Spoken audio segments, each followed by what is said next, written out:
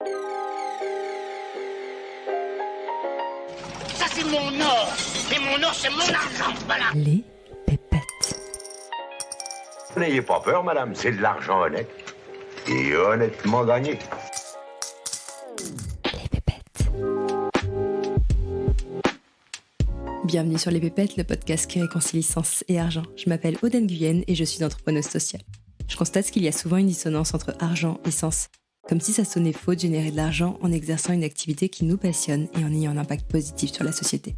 J'ai donc décidé de prendre le micro pour donner la parole à celles et ceux qui maîtrisent le sujet et qui peuvent nous offrir un nouvel éclairage sur l'argent et sur le sens qu'on lui donne. Et si après ça vous voulez encore plus de pépettes, retrouvez-moi sur Instagram, les pépettes podcast, où je serai ravie de papoter avec vous et d'approfondir les sujets qu'on aborde ici. Une bonne façon de dépasser ses peurs liées à l'investissement, vous l'avez dit un peu en filigrane, c'est de comprendre dans quoi on investit et du coup de donner du sens à cette démarche. C'est un peu aussi ce que tu disais, Pauline, toi tu investis uniquement dans des choses qui te parlent, alors comment toi tu choisis tes investissements ? Déjà, je pense que ça vient aussi de la pratique. Mais moi, c'est vrai qu'au début, quand est-ce qu'on m'a parlé d'investissement, c'était je sortais de mes études et il y a un banquier qui avait fait le bottin, qui avait vu que j'avais fait cette école-là, donc ils avaient une stratégie comme ça. Je me suis retrouvée dans ce banquier. Déjà, je me sentais nulle. C'était un endroit très feutré, très machin. Il me parlait dans un jargon que je comprenais absolument pas. Et je sais que finalement, j'ai signé, mais je sentais que j'ai signé, je comprenais rien. Juste par honte de pas comprendre. Et lui me disait, mais si, c'est bien. Je signais. J'ai rien perdu, mais j'ai rien gagné. Je me suis rendu compte bien des années après que en fait, c'était vraiment pas un bon produit dans lequel il fallait investir. Et je pense que ça, c'était très, très paralysant. Et je pense qu'on sera tous confrontés à ça, même moi encore certainement. Enfin, moi, je pense que même les hommes sont confrontés à ça, mais je trouve que comme historiquement, quand même, la finance a été fait des hommes et je pense pas forcément à dessein, mais pour des hommes aussi, parce qu'en fait, on a tendance à faire des choses par rapport à ce qu'on connaît nous. C'est vrai qu'on sent beaucoup qu'on a un utérus, qu'on commence à investir. Moi, je me souviens, quand j'ai acheté mon appartement, c'était moi qui avais les sous grâce à ce que tu évoquais. Et le banquier ou le courtier parlait toujours à mon mari. Je disais, et puis mon mari, il devait dire, non, mais en fait, c'est elle qui a les sous. Ok, d'accord. Donc, je pense que c'est encore une fois, malheureusement ou heureusement, parce que je trouve que c'est pas facile, c'est un long cheminement. Et ma stratégie, et pour comment je fais pour avoir confiance, c'est qu'en effet, je n'investis que dans des choses que je comprends, que je maîtrise. Donc, concrètement, moi, j'ai fait des études d'histoire de l'art, donc j'investis un peu dans l'art. Et en plus, maintenant, grâce à des Goodvest, grâce à Delita, on a des possibilités. Avant, ce genre d'investissement, investir dans l'art, investir dans les cryptos, investir dans l'immobilier, c'était très, très inaccessible parce qu'il fallait aller dans une banque qui avait les bons produits et c'était réservé à une élite qui avait non seulement le vocable pour en parler, l'entre-gens pour accéder à ça et les sous ensuite pour investir. Aujourd'hui, grâce à Internet, il y a plein de mauvaises choses qui sont arrivées, mais plein de très bonnes choses. Et on a des solutions comme Goodvest, par exemple, qui permettent de rendre ça beaucoup plus intelligible, beaucoup plus accessible, parce qu'on peut commencer à petit niveau. Donc, je pense que, encore une fois, règle de base, qu'est-ce que je mets de côté ? C'est quoi mon matelas de sécurité ? Une fois que j'ai eu mon salaire, j'ai mis de côté pour mon matelas de sécurité, qu'est-ce qui me reste pour pouvoir investir ? Et après, ce qui me reste pour pouvoir investir, comment je le répartis dans des choses qui me parlent. Moi, en l'occurrence, donc si vous me demandez, j'investis dans une assurance vie pour préparer ma retraite parce que je pense que je n'en aurai pas. J'investis aussi dans un PEA, donc c'est sur les marchés, donc c'est de la bourse. Et ensuite, j'investis dans l'art, dans des startups et en crypto aussi.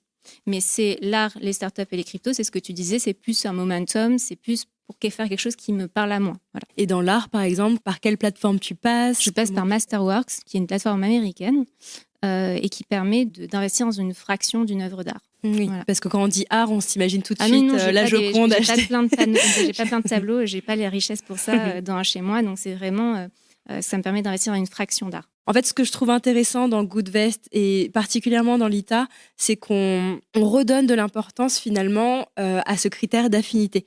Je trouve que jusque-là, quand on choisissait ces investissements, c'était uniquement sur des critères très rationnels, très économiques, des critères liés à la performance. Mais toi, quand t'en parles, Lina, j'ai plus l'impression que vraiment, ce que tu me disais, t'agis au coup de cœur.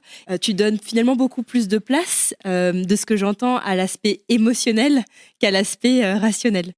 Oui, parce qu'encore une fois, il s'agit d'investissements qui sont une infime partie d'un placement global. En fait, ce que je me demande, c'est est-ce que tu aurais pu investir aussi une partie de ton argent en assurance vie, dans un PEA, faire comme Pauline. Mais en fait, le fait d'investir dans des choses, comme tu dis, tangibles, palpables, qu'est-ce que ça te procure? Est-ce que ça te donne plus de plaisir et de sens que si tu le faisais dans une autre solution d'investissement? Oui, complètement. Je pense qu'on a aussi dans la compréhension, enfin dans notre éducation financière, là, je pense que c'est global, un rapport à la finance qui est très froid et aussi on a un storytelling de la finance qui fait que ça va pas nous parler, quoi. Justement, et je pense que c'est quelque chose sur lequel on est aligné aussi avec Goodvest en tant qu'acteur d'une finance plus responsable, c'est de se dire que c'est pas une finalité et que il faut pas oublier que la finance est un outil économique et que l'outil il peut être dirigé vers plein de finalités et notamment des finalités de transition écologique et sociale.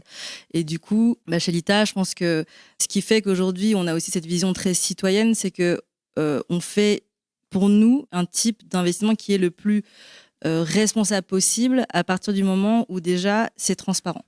C'est-à-dire que je pense une des choses qui fait qu'aujourd'hui la finance elle est inaccessible, c'est qu'elle est très très intermédiaire.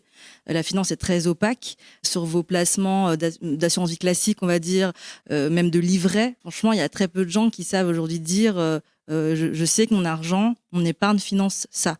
Alors que notre argent, finalement, c'est un peu les phases d'une même pièce, c'est la consommation et il y a l'épargne et l'investissement. Et la consommation, comme on est acteur de notre consommation, c'est quelque chose qu'on sait faire.